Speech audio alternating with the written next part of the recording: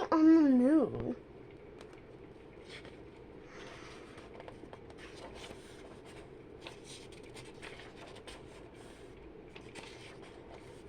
Prologue. One summer day in Frog Creek, Pennsylvania, a mysterious treehouse appeared in the woods. 8-year-old Jack and his 7-year-old sister Annie climbed into the treehouse. The treehouse was filled with books, and it was magic. It could go any place that was in a book. All Jack and Annie had to do was point to the picture and wish to go there. They visited dinosaurs, knights, an Egyptian queen, pirates, ninjas, and the Amazon rainforest. Along the way, they discovered that the treehouse belonged to Morgan Le Fay. Morgan was a magical librarian from the time of King Arthur. She traveled through time and space gathering books for her library. One day, Jack and Annie found a note that said Morgan was under a spell. Jack and Annie set out in the magic treehouse to find 4 special things that would free her. With the help of the mouse named Peanut, Jack and Annie found the first thing in old Japan, the second in the Amazon rainforest, and the third in the Ice Age. Now Jack and Annie and Peanut are ready to find the last thing.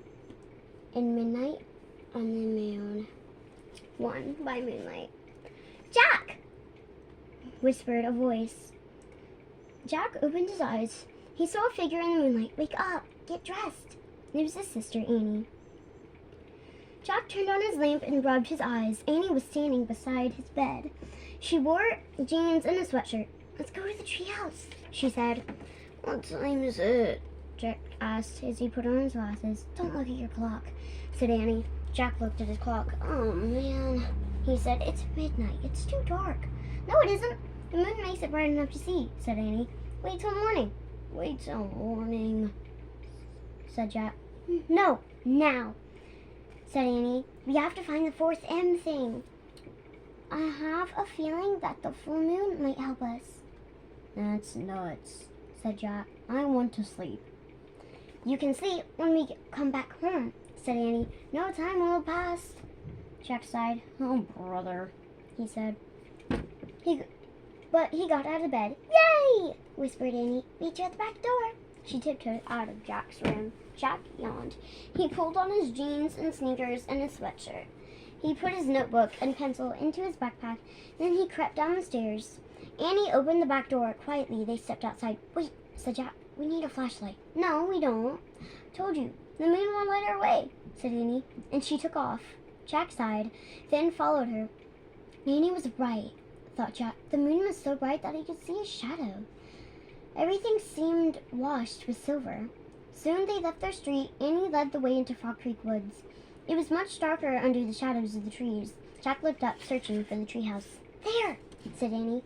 The magic treehouse was shining in the moonlight. Annie grabbed the rope ladder and started climbing up. Careful, go slowly, said Jack. He followed her up the ladder and into the treehouse. Moonlight streamed through the window. It shone on the letter M that shimmered on the wooden floor. The M shone on the 3 M things that rested on the M. A moonstone from the ninjas, time of the ninjas, a mango from the Amazon rainforest, and a mammoth bone from the Ice Age. We need to find one more M thing, said Annie, to free Morgan from her spell. Peanut, said Annie. In the dim light, Jack saw a tiny mouse. She sat on an open book. You didn't expect to see us this late, did you? Said Annie. She picked up Peanut. Jack picked up the open book. So where are we going this time? Annie asked him. Jack held up the book to the moonlight. Uh-oh, he said. I knew we should have brought a flashlight. I can't read a thing. He could make out diagrams and shadowy pictures, but he couldn't read a word. Look at the covers. Look at the cover, said Annie. The letters were bigger on the cover. Jack squinted at them. It's called Hello Moon, he said. Annie gasped. We're going to the moon! Of course not, Jack said. It's impossible to go to the moon without tons of equipment. Why? There's no air. We couldn't breathe. Not only that, we'd boil to death if it was day, and we'd freeze to death if it was night. Yikes, said Annie. So, where do you think we're going? Maybe a place where people train to be astronauts. That sounds neat, said Annie. Yeah, said Jack. He always wanted to be astronauts and space scientists. So, say the wish, said Annie. Jack opened the book again. He pointed to a picture of a dome-shaped structure. I wish we could go there, he said. The wind started to blow. The treehouse started to spin. It spun faster and faster and faster. Oops. Then everything was silent. Absolutely silent. As quiet and as still as silence could be. 2. Space Motel. Jack opened his eyes. He looked out the window. The treehouse had landed inside a large white room. What kind of training place is this? Asked Annie. I don't know, said Jack. The room was round, had no windows, had white floors and curved wall lit by bright lights. Hello? Annie called. There was no answer. Where were all the astronauts and space scientists? Jack wondered. There's nobody here, said Annie. How do you know? Said Jack. I just feel it, said Annie. Better find out where we are, Jack said. He looked at the pages in the moon book. He read the words below. The picture of the dome. Moon base was built on the moon in the year 2031. On top of the dome, slides open to let spacecrafts enter and leave. Oh, man, Jack whispered. What's wrong? Said Annie. Jack's heart pounded with excitement. He could hardly speak. We've landed inside a moon base, he said. So, said Annie. So, the moon base is on the moon, said Jack. Annie's eyes widened. We're on the moon? She asked. Jack nodded. The book says the moon base was built in the year 2031, Jack said. So this book was written after that. Which means this book is from the future. Oh, wow, said Amy. Morgan must have gone forward in time to borrow it from a future library. Right, said Jack, and now we're in the future. We're in the future on the moon. Squeak! Squeak!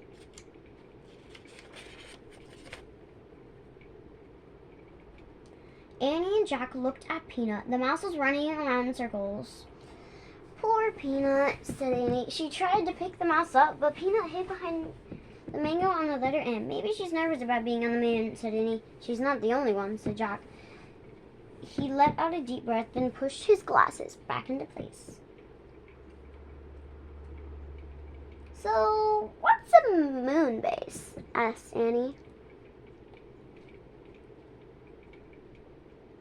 Jack looked at the book. He read aloud. When scientists visit the moon for short periods, they eat and sleep in the moon base. A space motel, said Annie. I guess, said Jack. He read more. The small base has a landing chamber, a room for storing spacesuits, and air and temperature controls. Make breathing possible. So that's why we can breathe, Jack said. Let's explore, said Annie. We have to find the fourth thing from Morgan. No, first we should study this map, said Jack. He pulled out his notebook. You study it, said Annie. Jack copied the map. Then he drew in the treehouse. Spacesuit storeroom, airlock, rocket entry, landing chamber, and the treehouse.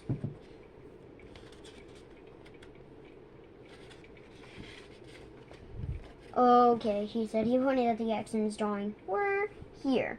Jack looked up. Annie was gone. Oh, brother, Jack said. As usual, she had left without him, before they could even make a plan. Jack put the moon book and his pencil back into his pack, carrying his notebook and backpack. He started out the window. Squeak, squeak, squeak!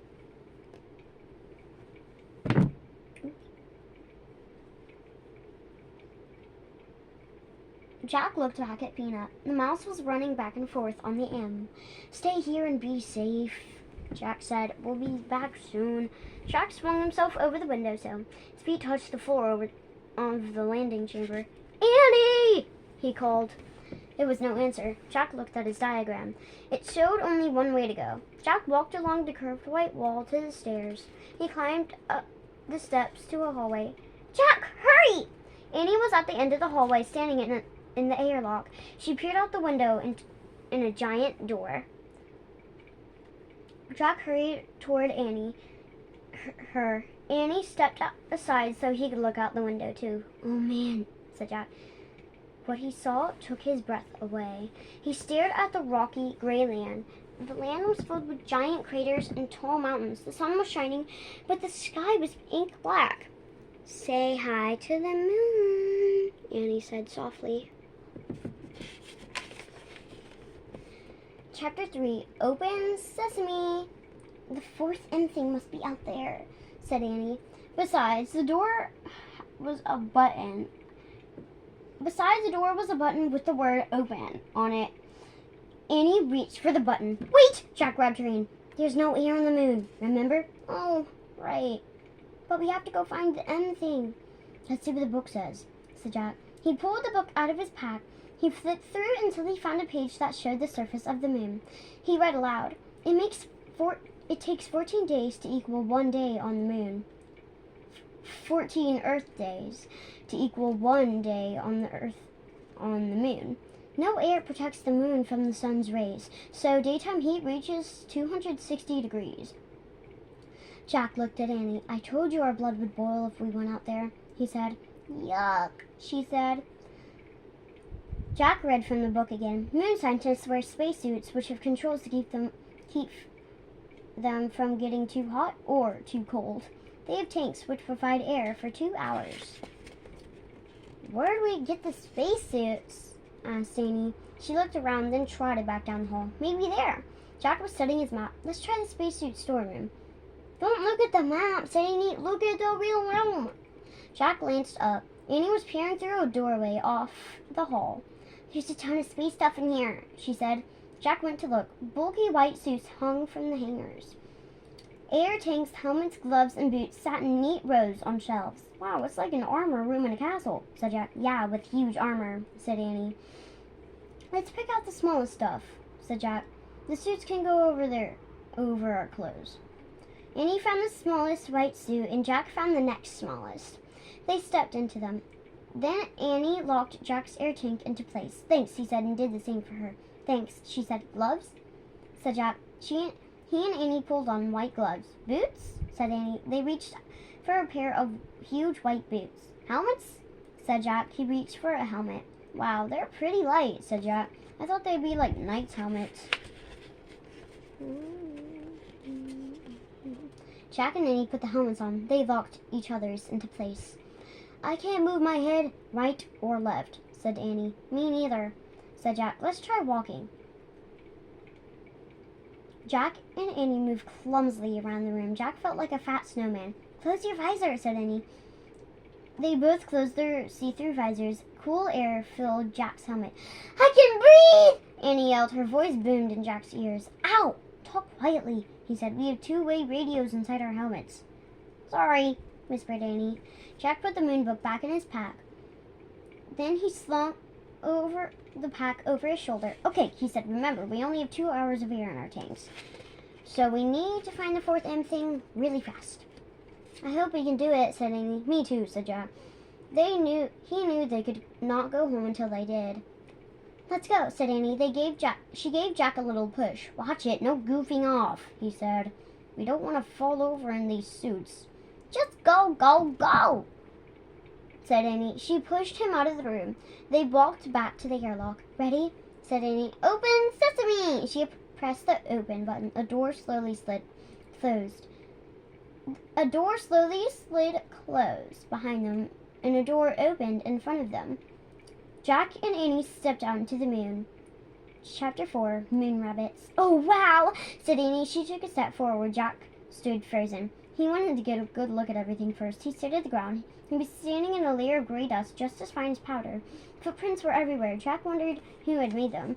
He reached into his pack for the moon book. To his surprise, it was as light as a feather. He read a picture of the footprints on the moon. He read, "The moon has no rain or wind to blow dust around, so the footprints will never wear away naturally, not even in a billion years." "Oh, man," said Jack. The moon was the stillest place he'd ever been. It was as still as a picture, and its stillness would never, ever end. Jack stared at the ink-black sky. A lovely blue and white ball glowed far away. Earth. For the first time, it really hit Jack. They were in outer space. Look! Annie cried, laughing. She bounded past Jack, almost flying through the air. She landed on her feet, then jumped again.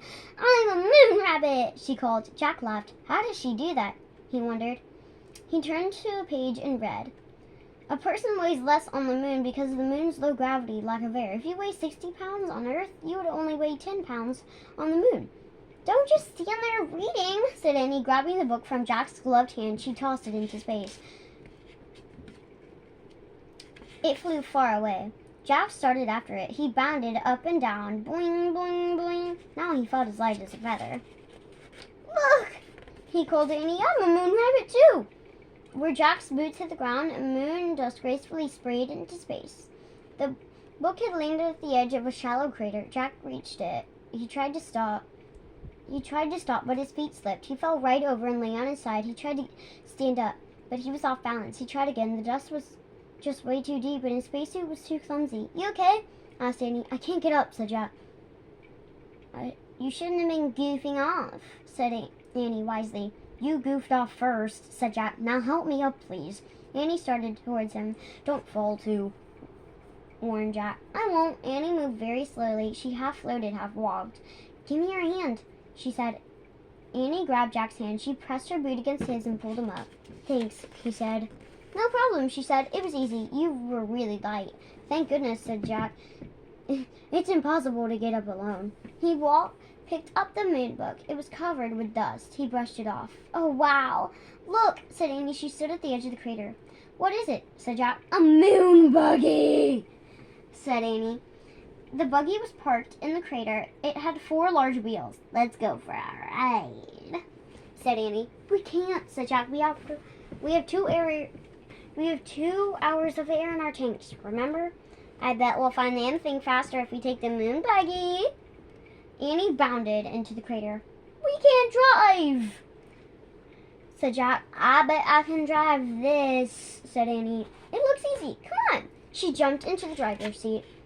But you don't have a license, said Jack. Who cares, said Annie. There aren't any roads on the moon or stoplights or policemen either. She was right, Jack thought. We'll go slowly, he said, and climbed in beside her. Annie pushed a button labeled on. The moon buggy lurched backwards. Yikes, she said. Step on the brake, said Jack. Annie pressed the pedal to the floor. The buggy stopped with a jerk. Whew, she said. It must be in reverse, said Jack. Let me study this. Before he could study anything, Annie pushed another button. The buggy tilted back. Its front wheels started to rise in the air. Let me out of here, said Jack. Annie pushed more buttons. The buggy's front wheels landed back on the ground. The buggy's front wheels landed back on the ground, and the buggy leaped forward. Slower, said Jack. I can't, said Annie. I don't know how. Annie steered the buggy over the tracks and on the ground. The wide wheels kept it from sinking into the deep dust. Careful, said Jack. The buggy zoomed out of the crater. Gray clouds of dust rose behind them as they took off across the moon. 5. Hang on! Annie drove the moon buggy over bumps and hollows. It bucked like a bronco. I'm going through there. She pointed to an opening between 2 mountains. Jack held onto the dashboard. The buggy bumped toward the opening and shot through. On the other side, the ground was even rockier. Look for the fourth thing, said Annie, bouncing up and down. Jack groaned. Looking for anything on his wild ride was impossible. Slow down, he said. How? By pressing on the brake pedal on the floor slowly. Annie pressed on the brake. The buggy slowed down. Jack sighed with relief. The ride was still bumpy, but now at least he could take a good look at the moon. He had never been on such a colorless, barren place. There was no green, no blue, no red, no water, no trees, no rocks, no clouds, only giant gray rocks and craters and an American flag. Oh man, said Jack, that's from the first astronauts who landed on the moon. And look, a telescope, said Annie. She drove near the flag and telescope. She put her foot on the brake until the buggy stopped. She pressed a button that said off. Then she and Jack hopped out. They took slow, giant steps to the site of the first moon landing. Beside the flag was a sign. Annie read it aloud. Here, men from planet Earth first set foot upon the moon, July 1968 A.D. We came in peace for all mankind. That's a good message, said Jack. He handed the moon book to Annie. Then he took out his notebook and pencil began to copy the sign. Let's leave our own message, said Annie. What should we say? Said Jack. Same thing, said Annie. Say we're the first kids. Jack turned to the new page in his notebook. In big letters he wrote their message. Now we have to sign it, Annie said. Jack signed his name. Then he passed the notebook and pencil to Annie. She signed her name and passed the notebook back. Jack tore out the piece of paper and he put it by the flag. Today, the first kids from the planet Earth came to the moon. We came in peace for all children. Jack and Annie. No one would ever blow the message away. No rain would ever fall on it. It would be there forever unless someone moved it. Thinking of forever made Jack feel dizzy. He shook his head clear his thoughts. He remembered the time. He had 2 hours passed yet. I wish I had a watch, he said, standing up. We might be running out of time. Oh, wow, a moon man, said Annie. What? Jack turned to look at her. She was staring through a telescope. Jack walked over to the telescope. Annie stepped aside so he could look. Jack gasped. In the distance, something was flying on the ground. It looked like a giant man in a spacesuit. Chapter 6, High Jump. What was that? Said Jack. I don't know, said Annie, but we'll soon find out. She started waving. No, said Jack. He grabbed her arm. Let's go back to the base before he gets here. Why? Said Annie. We don't know who he is, said Jack. We don't know if he's friendly or mean or what. But we can't go back, said Annie. We haven't found the fourth M thing. We won't be able to go home. It doesn't matter. We can lock the door at the moon base until he goes away, said Jack. Then we can get new air tanks. Jack hurried to the moon buggy. Come on, he jumped into the driver's seat. Annie gave a little wave to the dot in the sky, then she climbed into the moon buggy.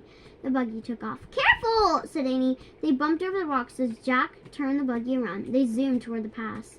Jack steered around craters and rocks. More than once the buggy nearly tipped over. Whoa, slow down, said Annie. They were almost at the mountain pass. Suddenly a cloud of dust flew up in front of them. The ground trembled. Watch it, said Annie. Jack couldn't see a thing. He stepped on the brake. The buggy jerked to a stop. The dust settled. A giant rock had fallen into the narrow pass. It was stuck between the two walls of rock. They were trapped. Jack quickly found a picture of a giant rocket in the moon book. He read aloud. Rocks of all sizes crashed into the moon from outer space. These rocks are called meteorites. We're lucky that meteorite didn't land on us, said Jack. Yeah, and I guess it's too big to be the M thing, said Annie. She climbed out of the moon buggy and was standing by the meteorite. It was twice as tall as she was. Jack looked back at the black sky. Flying thing was nowhere in sight yet. We'll have to jump over it, Annie said. Jump? I don't think so, said Jack. It's too high. I'm gonna try anyway, said Annie. Wait, let's think first, said Jack, but Annie was already backing up. 1, 2, 3, go! She shouted and took giant leaping steps toward the meteorite.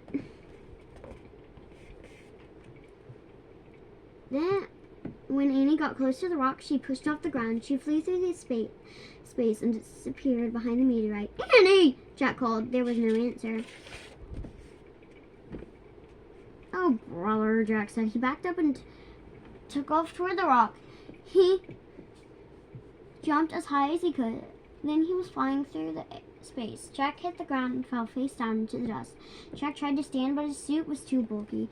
He tried to roll over, but his suit made that even that impossible. Oh no, he groaned. Not again.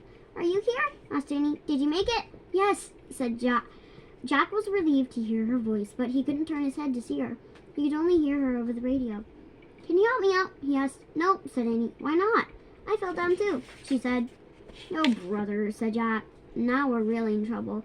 He tried to stand again and failed. Can you see anything? He asked. Just the sky, said Annie. Wow, it's weird.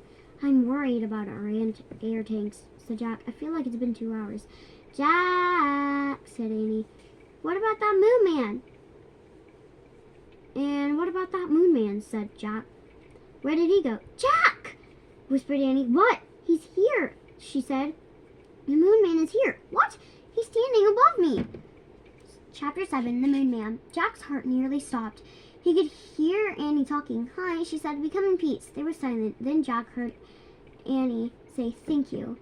We have to help my brother up now. A moment later, Annie rolled Jack onto his back.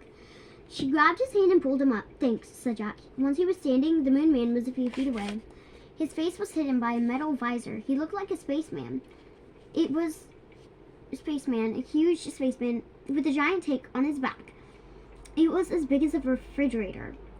That's a jetpack, said Jack. I've seen pictures of future astronauts flying with those things. It's like a mini spaceship, right? Moon Man didn't answer. I don't think he can hear us, said Annie. He's not hooked up to our radio. Oh, right, said Jack. I'll write him a message. Good idea, said Annie. Jack pulled out his notebook and pencil and wrote, Where Jack and Annie? We come in peace from America. Who are you? Jack handed the notebook and his pencil to the Moon Man. They looked tiny in his big hands. The Moon Man looked down at the message. He looked at the tiny pencil. Then he turned the notebook over. Jack and Annie watched as the Moon Man put the pencil to the paper. He was writing something very carefully.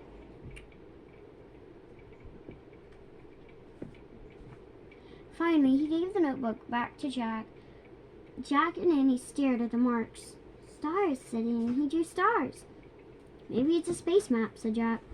Space map, said Annie. Hey, Jack, map starts with an M. Oh, wow, said Jack. This must be the fourth M thing. Let's ask him what this map means, said Annie. She turned around. We'll never know now, she said. Why? Jack looked up from the map. That's why. She pointed to the Moon Man flying over the mountains. Thanks, Annie cried. Chapter 8, One Star to Another. Who was that guy? Said Jack, and what does this map mean? I don't know, said Annie, but let's see if it works. Jack took a deep breath. Yeah, we better hurry. I think I'm running out of air. It feels harder to breathe. For me, too, said Annie. Go slow. Don't breathe too much, said Annie. Said Jack. He and Annie took long, floating steps toward the main base. Jack held his breath as if he were underwater. By the time they got to the white dome, he was ready to burst. Annie pushed a button beside the huge door. It slid open. They hurried in the airlock. The door closed behind them, and the door to the hallway opened. Jack opened the visor of his helmet. He took a long, deep breath and let it out. Ah. Let's get out of these suits, said Annie. Good idea. Jack was dying to free his arms and legs. As soon as they moved clumsily into the spacesuit storeroom, Jack felt heavy again. He and Annie unlocked each other's helmets, gloves, and boots and pulled everything off. They stepped out of their bulky suits. Whew, said Jack. He took off his glasses and rubbed his eyes. It was great to be free, even if he no longer felt as light as a feather. Hurry, Peanut's waiting, said Annie. She led the way down the steps to the bright landing chamber. Yay, she said softly. Jack was relieved to see the treehouse still there. Soon they'd be heading home. He couldn't wait. Jack and Annie crawled through the treehouse window. We're back, Peanut, said Annie. Squeak! Peanut ran to the letter M. We missed you, said Annie. She patted the mouse's head. We met a Moon Man. Sorry, Peanut, but you have to move, said Jack. We have to put the map on the M. Annie gently lifted the mouse off the M. Jack tore the star map out of his notebook and placed it on the M next to the mammoth bone, the mango, and the moonstone. He sighed. Then he sat on his heels. Hand me the Pennsylvania book, he said. They needed the Pennsylvania book to get back home. They were silent. Jack turned and looked at Annie. It's not working, Jack, she said. The book's not here. What? The map was the wrong thing? They looked around the treehouse. It's definitely not here, said Annie. Oh no, Jack's heart sank. He picked up the star map and stared at it. Squeak, squeak. Peanut jumped out of Annie's arms and scurried back to the letter M. I've got an idea, said Jack. He reached into his backpack and took out his pencil. What are you doing? What are you doing? Said Annie. You know how you draw a constellation, said Jack. You connect all the stars. What happens if we try that? He drew a line from one star to another. He kept drawing until all the stars were connected. Let me see, said Annie. Jack held the paper out so they could both study it. It looks like a mouse, said Annie. Yeah, said Jack. Is there thing is a mouse constellation? Said Annie. I don't think so, said Jack. Squeak! Annie and Jack looked at Peanut. She was standing on the M. Oh, wow, Annie whispered. I think I know what the fourth thing is. Jack grinned. Me too, he said. It's a mouse, they said together. Squeak, squeak. Maybe the spell is Moonstone Mango Mammoth Bone Mouse, said Annie. Jack touched the M thing in turn, and Lucy whispered, Moonstone Mango Mammoth Bone Mouse. Let's say it over and over and see what happens, said Annie. Together they chanted, Moonstone Mango Mammoth Bone Mouse, Moonstone Mango Mammoth Bone Mouse. Suddenly a bright light filled the tree house. Suddenly the light got brighter and brighter and brighter. The brightness was blinding and whirling. The air spun with brightness. Everything was clear. Peanut the mouse was gone. Morgan Le Fay stood before Jack and Annie. Chapter 9. Morgan. Thank you, Morgan said softly. You freed me from the magician's spell. Jack stared at her. You were Peanut? Annie said. Morgan nodded and smiled. Really? You were with us this whole time? Said Jack. On all our missions? Morgan nodded. Why did we have to go on this mission to find a mouse? Said Jack. If you were always with us. To break the spell, we had to be on the moon, said Morgan. You could have broke it. You could have broke it the minute we arrived. That's what, Peanut. I mean, you were trying to say.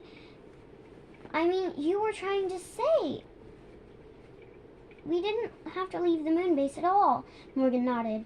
And then the moon man came along to help us, said Annie. He drew a constellation of mouse. Is he a friend of yours? Morgan shrugged. Let's just say I had a little talk. He stopped by the moon base while you were out. The same way you had to talk with the ninja master, right? Said Jack. And the monkey and the sorcerer? Morgan nodded. I always squeak to the ones who helped you. But how did they understand you a mouse? Said Jack. Morgan smiled. Certain wise ones understand language of little creatures, she said. I bet it was you who turned the pages of the books, said Annie, to show us where to go next. Morgan nodded. But who turned you into a mouse? Said Annie. Morgan frowned. A certain person who likes to play tricks on me, she said. His name is Merlin. Merlin! Said Jack. The greatest magician who ever lived. Morgan sniffed. He's not that great, she said. He doesn't even know I have two brave friends who help me. Us? Said Annie shyly. Morgan nodded. And I thank you both with all my heart. You're welcome, said Jack and Annie. Morgan handed Annie the Pennsylvania book. Are you ready to go home now? She asked. Yes, said Jack and Annie. Annie pointed to a picture of Frog Creek Woods. I wish we could go there, she said. The trail started to spin. It spun faster and faster and faster. Everything was still, absolutely still. But only for a moment. Chapter 10. Earth life. The midnight woods woke up. A breeze rustled the leaves. An owl hooted. The sounds were soft but very alive. Jack opened his eyes. He pushed his glasses into place. He smiled. Morgan was still with him. He could see her in the moonlight. Her long white hair was shining. Morgan, can you and the treehouse stay here? Said Annie. In Frog Creek? No, I must leave again, I'm afraid, said Morgan. I've been gone from Camelot for a long time.